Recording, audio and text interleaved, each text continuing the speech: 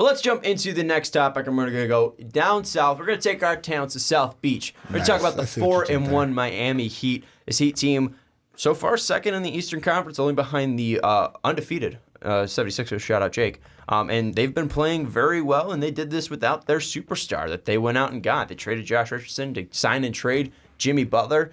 Butler didn't play in the first 3 games. He was inactive, and they beat Memphis. They beat the Bucks in Milwaukee, and then they lost to Minnesota by 7. But then Jimmy came back, played 30 and 35 minutes against Atlanta, 2 games on the 29th and 31st. And Jimmy, first game, really good. 21 points, 5 boards, 2 assists, 3 steals.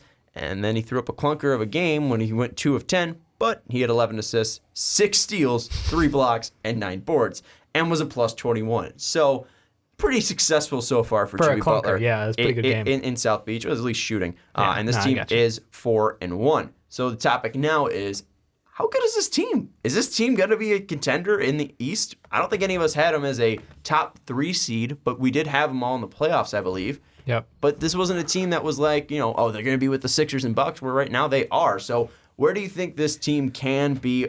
Are the Miami Heat for real in 2019-2020? 110%. Like, I am the only person that even had them winning a playoff series in our prediction. So that's why I'm a little feeling good about myself. Also, Dave and I, when we talked overreactions last week, we kind of talked about, could this team be a top 3 seed with Jimmy Butler coming back, and they're showing it. The thing that I love most is like what you said. Jimmy don't need to be Jimmy. Jimmy can have an off night. Kendrick Nunn, Tyler Hero. Goran Dragic dropping 25 against Milwaukee off the bench. Goran, I'm no 6-man Dragic. Exactly. Goran coming for Lou Will like the plague Dragic. I don't know why I threw like that the was plague so in there. stupid. I just started rolling with it. Hey, get away from it. We're working with stuff. It's a work here. That was awful. Bam Adebayo, how he has played, especially defensively on some of those like trails where it's like, oh, easy layup. No, Bam Adebayo there. Also, Bam passing. Exactly. Like, the dude's got the tools. This team is going to make some noise in the East this year, in the weak East this year. You should be a scout because Miami totally needs that.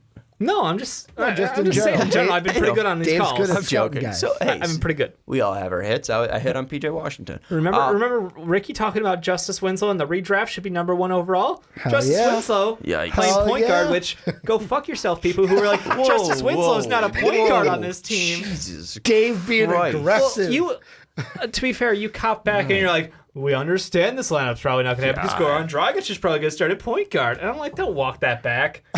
No. We understood what they were going to do, and we told you, and you guys didn't want to hear it at the time. It's okay, though, because Justice came through, opened the season by booting in the door with a 27-7-7, dropping LeBron out there to open the season. His numbers have receded back to about where they were expected to be now that everybody's back. But really, the big surprise out of this team is just Kendrick Nunn. Yeah. Doing what he did in Summer League, but in the regular season. What an absolute stud, hashtag on the court. He has he's been doing everything for them, and it's really impressive because we all looked at Tyler Hero as like, this kid's basically gonna be just their offensive X factor. He is how they're gonna get their buckets this season with no Josh Richardson out there. Where they're gonna get defensively, their 3-point scoring, and instead you combine Tyler Hero, Kendrick Nunn out there for amazing performances night in and night out. Even their big spacing. You mentioned Bam, but Myers Leonard's played pretty well. Kelly they just seem to have all the, we talked about it, like they're the team of the B+ players. They got no, standout stud, but they're all pretty good, so they're not bad enough to fail. And it's like, man, they're all just hitting on the right nights and at the right times. And I really love the balance and the work ethic, and the defense by them is just, they are going hard every night. And here's the thing that I want to say about that. Yeah. Why do you think it's all clicking? Is there a reason why all of these people might be coming together? Why? The coach. And all the people that were saying that Eric Spoelstra isn't a top 10 coach in our comments when we ranked the coaches, get the fuck out of our mentions. Yep. You're wrong. Yep. Also, I just want to say, I said I was wrong about Bam Adebayo, but guess what? I had him the highest out of all 3 of us. So shout out me. I'm a genius. I had him at 18. You had him at 23. You had him at 23. I'm so good at this. Maybe I should be the scout here. Sean, if you remember what happens to players I like. They do really well. No. I go really poor on them by the time the draft comes around. Anyways, I'm still right. No, this is for this year. I'm just saying. This is for our rankings this year for centers. Gotcha. I had them 6 spots higher than you guys. But good call. We had Eric Spoelstra. Neither of us had Eric Spoelstra in the top 10. What? Yeah. Dave had 11, and you and I had 13. What the fuck? Yeah, neither of us had him in it. That's why I was like, I don't think any Sean of us trying had to go him hard in the at top fans 10. right now. No, we did. Not this year. What the hell's year. wrong with us? We're stupid. Yes. We're idiots. Last year we had him. I had him at 5. Right? Yeah. And you had him at 6, and Dave had him at 6. I am a top 5 coach last year. Well, we're stupid. But guess what? Get back in our mentions and call us idiots because we're wrong. Yep. Spoelstra's a great coach, and we're stupid. We're absolutely good thing you moronic. didn't drop the hard fuck you like Dave because you can't true. back down from the But I was fuck right. you with that. But I was right. That's what I'm saying. I can 100% back out of that. I'm sorry. I apologize. I'm a moron. There you go. But I do wonder how this team's going to look with Jimmy because I think the most shocking thing was seeing the 12 assists from Jimmy. Not that he's a bad passer, but I don't think he's ever had that many assists in a game. Running an offense through Jimmy the way they did was very interesting. Mm-hmm. Yeah. I mean, it's one of the things we talked about. Jimmy is one of those guys who has evolved his role from team to team to team. Yeah. On the Bulls, he started up as a defensive stopper. I remember him playing like 48 minutes and like not taking a shot. And then, as time grew on, like he became their 3 option, or he started as a 4 option, then their 3, and then he eventually worked his way up due to injuries and other things on that team to being like their scorer, and it was great. He goes to the Wolves, and now he's a leader. Now he's got to get these young kids in shape because they're slacking, and they should be a playoff team. And he did a carry job, injured at the end of that year to get them into the playoffs. Goes over to the Sixers, and guess what? He's a wild card. He's like, look, I will be whatever you need me to be for 3 quarters, and then that 4th quarter comes on. And I got you. Hey, Brett. Hey, Brett. How about we call better play, Brett? Now we go to the Heat, and what is he? Well, and that's the interesting thing too, is because I was looking back. Last time he had more than he had double digits in assists in a game was 2016, 2017. I kind of forgot that he had a run where he had in Chicago 10 assists, 11, 11, 12, 12, 12, and 14 in a game. And then in 2016, 2017, 12 assists, 11 assists, 10 assists, 10 assists, 10 assists, 10 assists. So, I mean, he's hit that mark before, and it's just been, I guess, a while since he's been in that role to rack up that many assists in a game. So I think we're kind of seeing a little bit more of the old Jimmy Butler where he doesn't have to be the guy. He doesn't have to be the guy on the Minnesota team. He doesn't have to be the veteran on the Sixers. He can go in there and play Jimmy's game because I think we saw the best Jimmy in Chicago. Yeah. We saw Jimmy that was pretty much carefree, that was going out there and just doing what Jimmy Butler could do. Yep. And maybe he didn't put up the best numbers because I think he probably was just more efficient in Minneapolis, if I remember correctly. He probably had his best career year statistically in Miami. I think his most efficient, or in Minnesota, his most efficient year though I think was then in Philadelphia last year. But I think overall his best year was that 2016-2017, and at least scoring-wise it was 23 points per game, 6.2 boards, 5.5 assists. That's the most assists he's had throughout his career, and that's the most points he's put up as well. And he shot 45 and 36 from 3 there. So, I mean, the efficiency is obviously not there yet, but it's been 2 games, so I'm not going to bash him for that. But I think we might see more of the old Chicago Jimmy Butler in this role because he can be the guy. It's kind of like when D Rose was not there. He was the only star out there, and they have a lot of great players that could play a lot of roles. And this team might be a team that is top 4 in the Eastern Conference. And I think it'd be tough to say that they're not real because all the stuff that I'm seeing kind of fits in. The only thing that I might say is not real is the Kendrick Nunn stuff. I don't think he's going to put up 22 points a game, and I think that's just fair because he's never done that before. But that's not saying he can't be a good scorer on this team. I just don't know if he'll put up 22 a night. I mean, that's the thing. Is like, he's done it for how many straight games? Like, at some point, you're like, when's this kid going to fall off? And I get it. He's not a kid. He's like 24 right now, I think.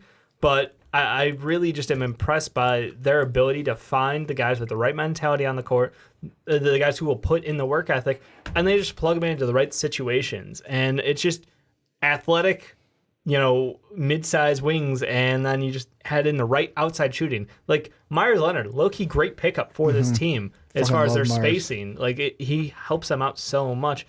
Bam. Why do you love Myers? Wait, why do you love Myers Leonard? Illinois. There we go. I knew there was I know that he's on the Illini, but he's not good. Yeah, but he's one of us. You always got to stick with you didn't go to Illinois. Yeah, I'm an Illinois fan. He wrote about it though. I'm an Illinois fan. He was a writer for Illinois. I mean, that's a stretch. Nice. I am the consummate fan. Like, if you're one of us, you're one of us. You didn't even watch the Wisconsin game. What? You didn't even watch the Wisconsin game? I was here doing this. How big of a fan are you? I DVR all the games. Myers-Leonard probably watched the game. Anyways, I don't know. The Myers-Leonard stuff, like, yes, he gets stretched the floor, but I like Kelly Olynyk better. I like Bam better. Like, it's another guy, level but of intensity. I don't want to give Myers-Leonard a shout out for his 5 points per game. No, he had a good game against Atlanta. Like that was the thing. He pooped on him hard. Goran, Justice, Kendrick Nunn, I think can be put in that category. Bam, Jimmy. Tyler Hero. I think those guys are the core of this team. I think I'm forgetting another player. I don't want to miss anybody out, but bunch of twos basically. They got ones and twos and some undersized. I hit everybody. It's Kelly, Goran, Kendrick, Tyler Hero, Bam, Butler, and Winslow, and those are the guys that I think are going to be the core of this team. And I think that is a pretty decent core because I think with how thin the Eastern Conference is. Yep. Having a guy like Jimmy who might be able to prove now to me that he is a number one on a team, and with all these guys that are pretty depth, I think this is a team that with the coaching of Eric Spoelstra that we missed out on could be a top 4 team in the Eastern Conference. They're scary because they also are switchable on defense. Like there is no game plan to like, oh, we can really attack this guy on this team because they can switch basically like 1 through 4 without a problem. And even in some situations, the 5s can move in the right position. So it's just one of those exciting teams because I didn't expect them all to click at the same time. I knew individually they all had talent, but, it was like, how's it going to come together on this team without, the game plan? But Spoelstra has the game plan is what we're seeing right now. Yeah. And they're getting the most out of these young kids. Well, all of them can shoot too. And that's the thing is like, it's not like they're going to be like a bad 3-point shooting team. Everyone can shoot and they might have some streaky nights, but Butler can shoot, Nunn can shoot, Hero can obviously shoot, Goran could shoot, Olynyk can shoot. So Winslow's been able to improving shooter as well. So it's like, and we haven't even seen Dion Waiters because he's now back on the team. I don't know. If he keeps his mouth shut, he may stay on the team. I agree with you that I don't know what their weaknesses is, and I think that's the most exciting part. The thing I like too is what Dave was saying about their mentality and how they think about the game. It all feeds into how Jimmy Butler. Like I look at the young guys on this team and like how I almost feel like I want to use the word underdog, but not really underdog. Like they have that mentality of no like one believes in us. Chip on their shoulder, yeah. That's how Bill Simmons always put it. Which is the team that is thinking no one believes in us. And that's what Jimmy has always like. Jimmy didn't like it in Minnesota because, in my sense, he kind of felt like Wiggins was entitled. Cat didn't give the babies. effort. We're in Miami. He's seeing guys that are like, "Hey, I've had to work to get here. I'm gonna work to keep going." And Jimmy's like, "This is what I fucking like." And he's sitting there on the bench going. Yeah, and I know you always love bringing this up too, but this is a team that even before Jimmy came, like this was the team trying to have the body fat percentage stuff. I mean, they're working their ass off to have like their best bodies out there to make sure that they're fully conditioned. The fact that James Johnson, a veteran on this team, did not pass the physical test for this team to start the season was hilarious because there's no free passes, man. Yeah. Like we don't care how long you've been on this team, how long you've been doing it. Your ass better be right by the time you show up to work. Yeah. And it was hilarious. And he's about to join the team, too, and he's another guy that, if he is conditioned... One of the strongest guys in the league. He's super fun to watch. Yep, he's got a bunch of tools, too. Another versatile player. So if there is a weakness, how do you beat this team? Yep. I think you have to shut down... How they lost so far? I mean, that's... I think you have to shut down Jimmy. I think that would be the way. I mean, Jimmy wasn't on the team with the team when they lost. Yep. So I think that when it comes to the playoffs, Cat going off. Well, I think when it comes to the playoffs, Wiggins at 25. Oh, that was true. Yeah. Yeah. So Wiggins at 25, Cat at 23. You need 2 guys to go off. Mm-hmm. Well, I don't know about that, but Teague at 21. Yeah. I think Teague at 21. I think if you have a balanced team and you have a guy, if you could shut down. Jimmy Butler, then I think you can win that game. And I think the teams that can do that would be a healthy Indiana, where you can play bigs down low and at least give them trouble, where Miles Turner can stretch the floor, and then Domantas Sabonis can still work with against Bam. Yep. And then you have Victor Oladipo, who can go 1-for-1 for Jimmy Butler, and either when healthy he can. either trade buckets with him or possibly shut him down. And then you have...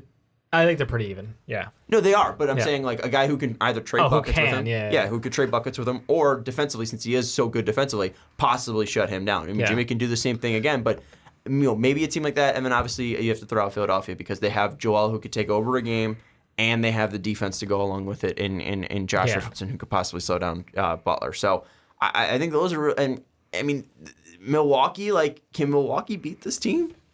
That's I'm just like, saying. I think it would take a Giannis carry job, right? Yeah, no, and that's the thing. Like Giannis always has that in the tank. Like the funny thing about him is yes, as a team they're probably weaker, from top to bottom, but you have that Giannis bonus. You have Chris Midd can perform pretty well as a secondary guy, but Giannis just has that extra gear.